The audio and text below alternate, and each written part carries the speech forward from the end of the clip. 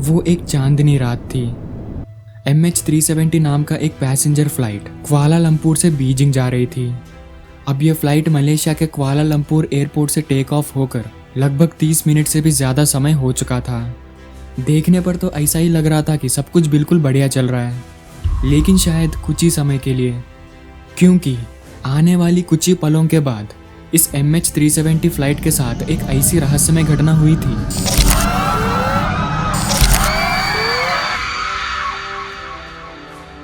जिसके चलते ये फ्लाइट अचानक से आसमान से गायब हो गया। क्या ये किसी तरह की हाईजैकिंग थी या फिर एक टेक्निकल फेलियर, या फिर इन सबसे बिल्कुल अलग ये फ्लाइट MH370 इस तरह से अचानक से गायब होने का कारण एक ऐसा इंसान है जिसके ऊपर शक करने के बारे में हम सोच भी नहीं सकते। आखिर उस रात MH370 के साथ क्या हुआ था, चलिए जानते हैं।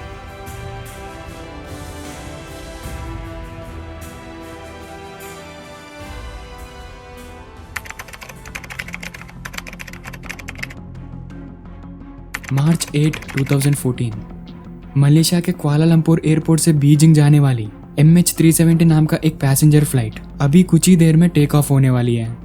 आने वाली मुसीबत से अनजान बहुत सारे पैसेंजर्स काफी सारी उम्मीदों के साथ खुशी खुशी उस प्लेन में चढ़ रहे थे, और दूसरी तरफ फ्लाइट के अंदर फ्यूल भरी जा रही थी, और दोनों भी पायलट्स टेक ऑफ से पहले फ्लाइट के सारे जरूरी सिस्टम्स को एक बार अच्छे से चेक कर रहे थे।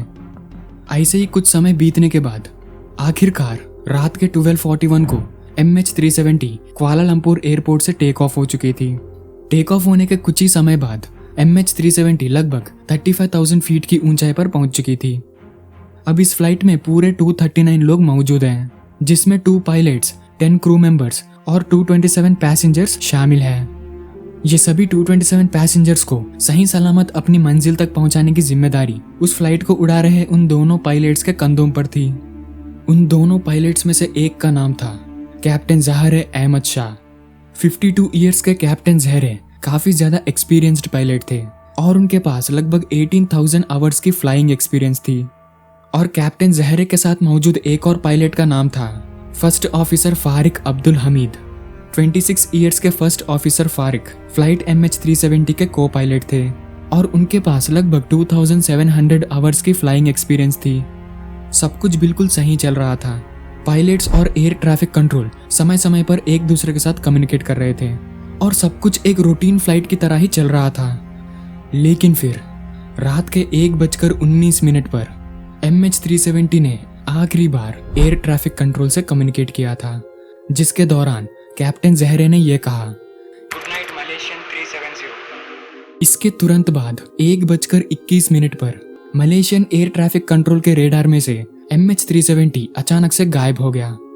अगले कुछ मिनट में जैसे ही फ्लाइट वियतनामीज एयर स्पेस में एंटर होने वाली थी, Malaysian air traffic control flight के साथ कम्युनिकेट करने की कोशिश की, लेकिन उन्हें MH370 की तरफ से कोई भी जवाब नहीं मिला और ऊपर से MH370 उनके रेडार में भी ट्रैक नहीं हो रहा था। पहले तो मलेशियन एयर ट्रैफिक कंट्रोल को लग रहा था कि यह कोई टेक्निकल ग्लिच है, लेकिन कुछ समय के बाद वियतनामीज एयर ट्रैफिक कंट्रोल ने मलेशियन एयर ट्रैफिक कंट्रोल को कांटेक्ट करके ये बताया कि MH370 जो क्वालालंपुर से बीजिंग जा रही थी, उसने हमारे साथ कम्युनिकेट ही नहीं किया और ना ही वो फ्लाइट हमारे रेडार में दिख रही है।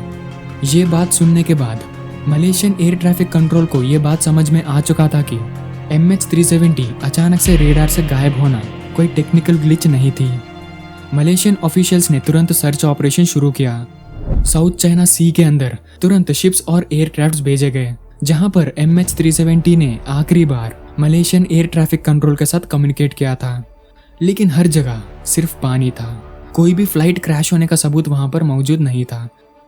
दूसरी तरफ बीजिंग के एयरपोर्ट पर MH370 में बैठे पैसेंजर्स के रिलेटिव्स इकट्ठा हो चुके थे और सुबह होते होते पूरी दुनिया को ये बात पता चल चुका था कि मलेशियन एयरलाइंस की एक फ्लाइट लापता हो चुकी है। सबको लगा कि फ्लाइट में कुछ मैकेनिकल खराबी हो गई होगी, जैसे कि आग लगना या फिर फ्लाइट के कंट्रोल्स पूरी तरह फेल हो जाना, जिसके चलते फ्लाइट का ट्रांसपॉन्डर काम करना बंद कर चुका था और फ्लाइट बीच समुद्र में कहीं क्रैश हो गया। अगर आप नहीं जानते तो मैं आपको बता दूं कि ट्रांसपॉन्डर एक ऐसी डिवाइस होती है जो समय समय पर फ्लाइट की लोकेशन, हाइट, स्पीड और दूसरी जरूरी इंफॉर्मेशन को जमीन पर मौजूद एयर ट्रैफिक कंट्रोल के पास भेजता रहता है। अब तक सबको यही लग रहा था कि MH370 के साथ कोई टेक्निकल इश्यू हो गई थी, जिसके चलते वो समुद्र में कहीं क्रैश हो गया। लेकिन फिर कुछ ऐसा हुआ जिसने पूरे इन्वेस्टिगेशन को उलझा के रख दिया।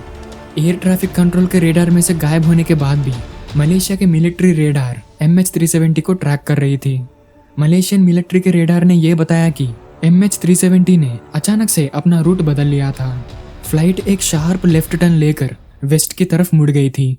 अब MH370 फिर से मलेशिया की तरफ वापस आ रही थी और फिर मलेशिया और थाईलैंड के बॉर्डर से होते हुए अंडमान सी की तरफ उड़ने लगी। उसके बाद MH370 मिलिट्री रेडार से भी गायब हो चुकी थी। ये देखकर सब लोग हैरान हो गए।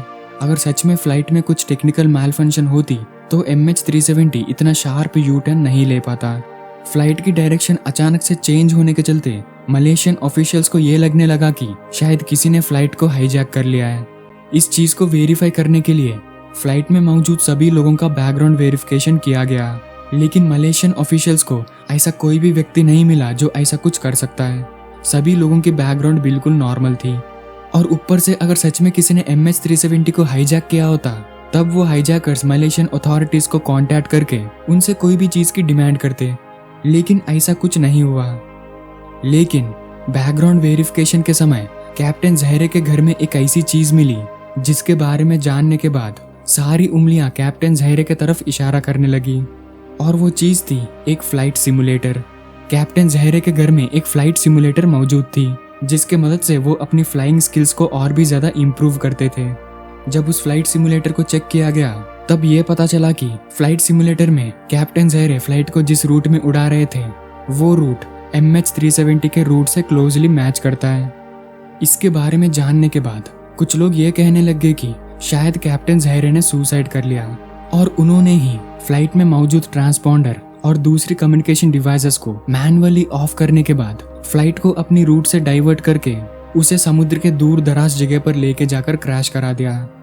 लेकिन ये स्टेटमेंट कंट्रोवर्शियल था और मलेशियन अथॉरिटीज ने भी इस स्टेटमेंट को नकार दिया था, और वैसे भी ये स्टेटमेंट थोड़ा सा इलॉजिकल लगता है। अगर सच में कैप्टन जहरे फ्लाइट को क्रैश कराना ही चाहते थे तो यह काम वो पहले भी कर सकते थे।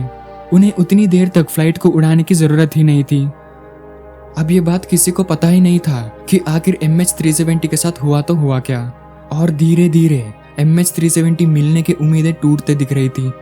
लेकिन तभी इन्वेस्टिगेशन के दौरान एक और शॉकिंग चीज सामने आई, और वो ये है कि टेक ऑफ होने के बाद फ्लाइट MH370 लगभग 7 घंटों तक हवा में ही थी, और ये बात हमें एक ब्रिटिश सैटेलाइट की वजह से पता चला।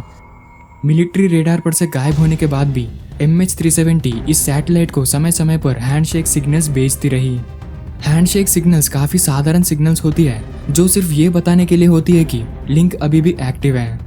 यहाँ पर फ्लाइट और सैटेलाइट के बीच कोई भी इंफॉर्मेशन एक्सचेंज नहीं हुआ था। MH370 ने उस सैटेलाइट को सिर्फ हैंडशेक सिग्नल्स भेजे थे। अब एक्सपर्ट्स ने सैटेलाइट की पोजीशन, एंगल और फ्लाइट के द्वारा भेजे गए हैंडशेक सिग्नल्स को ध्यान में रखते हुए ये अंदाजा लगाने की कोशिश किया कि आखिर MH370 उस वक्त कहाँ थी। और जब उन्होंने ऐसा किया तब उन्हें यह पता चला कि मिलिट्री के रेडार से गायब होने के बाद MH370 इंडियन ओशन में साउथ की तरफ उड़ते चली गई। ये फ्लाइट काफी समय तक इंडियन ओशन के ऊपर उड़ती रही, और आखिरकार MH370 इंडियन ओशन के सदर्न पार्ट में आने के बाद उसने आखिरी बार सैटेलाइट को हैंडशेक सिग्नल्स भेजे थे। उसके बाद सैटेलाइट को हैंडशेक सिग्नल्स रिसीव होना बंद हो चुके थे, जो ये बात को कंफर्म करती है कि MH370 इंडियन ओशन के साउथ में कहीं क्रैश हो चुकी है। अब पूरा सर्च ऑपरेशन इंडियन ओशन के साउथ में शिफ्ट हो चुकी थी। अब अथॉरिटीज अलग अलग देशों के एक्सपर्ट्स और हाईटेक टेक्नोलॉजी का इस्तेमाल करके MH370 को ढूंढ निकालने की कोशिश कर रहे थे, लेकिन फिर भी किसी को कुछ भी नहीं मिला और सर्च ऑपरेशन को बंद कर दिया गया। लेकिन फिर ईयर 2015 में MH370 से जुड़ी एक बहुत बड़ी क्लू मिली।